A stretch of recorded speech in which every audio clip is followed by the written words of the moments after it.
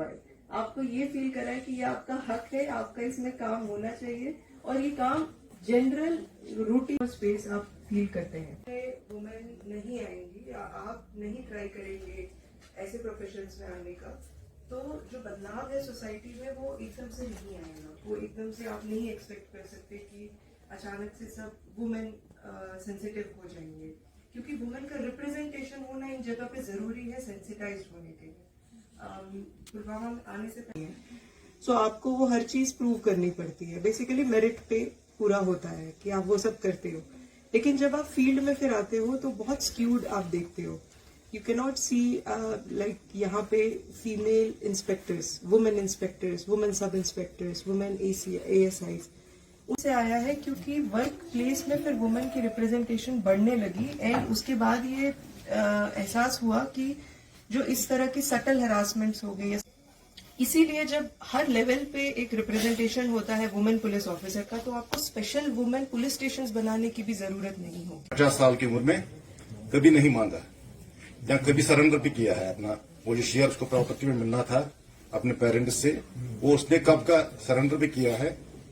लेकिन आज पता नहीं, या तो प्रॉपर्टी का वैल्यू बढ़ गया या घर या आपस में रिश्तेदारी में कुछ ऐसे हालात बन। पुलवामा की 17 इयर्स की लड़की कोचिंग सेंटर्स में पढ़ा गई, in Aloha, in Pi coaching centre, in Lyceum. I served as a teacher in a lot of institutions. तो उसके बाद आई थॉट कि किसी और ऑर्गेनाइजेशन या किसी और इंस्टीट्यूट को सर्व करने से बेटर है कि मैं अपना स्टार्ट करूं। That I am talking about women empowerment and it's just because of my mom who is my inspiration, who always stood with me. She supported me in every step of my life. तो मैं उनकी थोड़ी सी story share करना चाहूंगी। She was almost 18 years of age, जितनी अभी मैं हूँ। When she जिन्होंने तेजस्विनी स्कीम में जब हम अवेयरनेस के लिए गए तो उन्होंने तेजस्विनी स्कीम, जो वो वुमेन्स है वो अपना रोजगार कमा सके, ना ही है कि वो खुद डिपेंडेंट हो जाए। सो मेरी ये जर्नी जनवरी से स्टार्ट हुई। जेंडर सेंसिटाइजेशन कैंप्स लगा, ज्यादा जमीन को इसमें फाइनेंशियली बहुत कमजोर होती है, उनकी कोई माली प्रॉपर्टी नहीं होती है। तो इसी वजह से जो डिस्ट्रिक्ट हब है, हम हमेशा ये कोशिश करते हैं कि एक औरत अपने पैरों पे खड़ा करे। जैसे कि रिसर्च हुआ है कि ज्यादातर बताने के लिए कि आप इनको अख्तर मैम आप है जो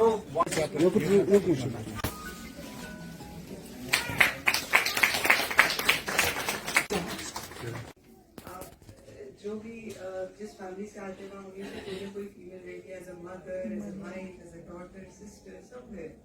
तो कभी कोई ऐसा नहीं होगा फैमिली में, या कोई ऐसा बंदा नहीं होगा जिसने कभी फीमेल से इंटरेक्शन नहीं की हो, कभी वुमेन से इंटरेक्शन नहीं की हो। लेकिन जब हम पब्लिक स्पेस की बात करते हैं, जब हम प्राइवेट सेक्टर की बात करते हैं, जब हम वर्क स्पेस की बात करते हैं, तब अचानक से हमें जेंडर सेंसिटाइजेशन बोलना पड़ता है। Because most of the men are not used to see women in leadership roles, in decision making roles. उनको ये लगता है हमेशा डिसीजन men ही लेते हैं, चाहे वो फैमिली से रिलेटेड हो, फाइनेंशियल डिसीजन हो, अपने बच्चों के फ्यूचर का डिसीजन हो, या कहाँ जाना है। भाई का हिस्सा है उसका 50% या 1/2 एक बहन को शेयर मिलता है। तो इस पर बहुत सारे स्कॉलर्स ने अपने कमेंट्स भी लिखे हैं। जो final National Women's Day is celebrated on 8th March across the world. It is an occasion where जी, जैसे कि 8 मार्च है और ये हर साल इंटरनेशनल वुमेन डे मनाया जाता है आज 8 मार्च को, क्योंकि हमारी सोसाइटी तो हम मान लें कि आज़ादी हमें मिले हुए 70 साल हो चुके हैं, लेकिन फिर भी बहुत सारी कोशिशें की गई हैं कि सोसाइटी को जेंडर इक्वल सोसाइटी बनाया जाए, लेकिन अभी भी कुछ चीज़ों की ज़रूरत है। कुछ डिस्क्रिमिनेशन औरतों को लेके अभी तक हो रहा है। फिर उसी को सेंसिटाइज करने के लिए, उसी को उजागर करने के लिए हमने ये दिन आज पुलवामा डिस्ट्रिक्ट के अंदर भी मनाया था, ताकि जो सोसाइटी है वो जेंडर इक्वल हो, उसमें कोई डिस्क्रिमिनेशन हो, ना वुमेन्स के रिलेटेड ना दूसरी सेक्शन सोसाइटी के रिलेटेड कोई भी ऐसा इंसिडेंट ना हो। सरकारी सतह पर लेजिस्लेशंस भी हैं, बहुत सारे कानून हैं, कॉन्स्टिट्यूशन के अंदर बहुत सारे आर्टिकल्स हैं जो उनको हक देते हैं उनका, लेकिन जब तक सोसाइटी खुद अहद नहीं करेगी कि हमें सोसाइटी में सबके साथ एक जैसा अच्छा सलूक करना है, सोसाइटी में वुमेन्स को लेके अच्छा सलूक करना है और उनके राइट्स जो हैं उनको देने हैं, तब तक सोसाइटी जेंडर इक्वल या सोसाइटी आगे नहीं बढ़ सकेगी अच्छे से। जैसा कि 8 मार्च हर साल इंटरनेशनल वुमेन्स डे मनाया जाता है सब जगह, तो इस साल भी डिस्ट्रिक्ट सोशल वेलफेयर डिपार्टमेंट की तरफ से प्रोग्राम ऑर्गेनाइज हुआ है।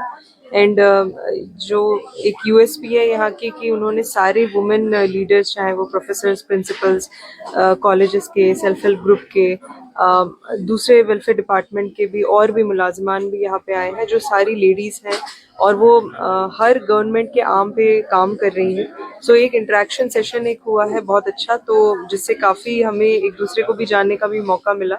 एंड नो डाउट ये हर साल हम वुमेन एम्पावरमेंट की और इंक्लूजन की बात करते हैं, तो इस साल भी we reflected on the problems कि अभी क्या प्रॉब्लम्स हैं और क्या वे आउट हो सकता है। ACR साहब ने भी यहाँ पे शिरकत दी और उन्होंने भी रेवेन्यू रिलेटेड प्रॉब्लम्स बताए। सो इन अ वे एक अच्छा होलिस्टिक वे से अप्रोच को आगे बढ़ाने की कैसे किस वे से आगे बढ़ा सकते हैं उसके बारे में फिर बात। मेरा मैसेज यही रहेगा कि हमेशा सपने आप बड़े देखो और हिम्मत रखो उसको ट्राई करने के लिए। अगर आप पहले ही मान के सोचोगे कि ये आप कर ही नहीं सकते या आप इसके लिए बने नहीं हो, तो फिर आप कभी उस मकाम पे पहुंच नहीं पाओगे।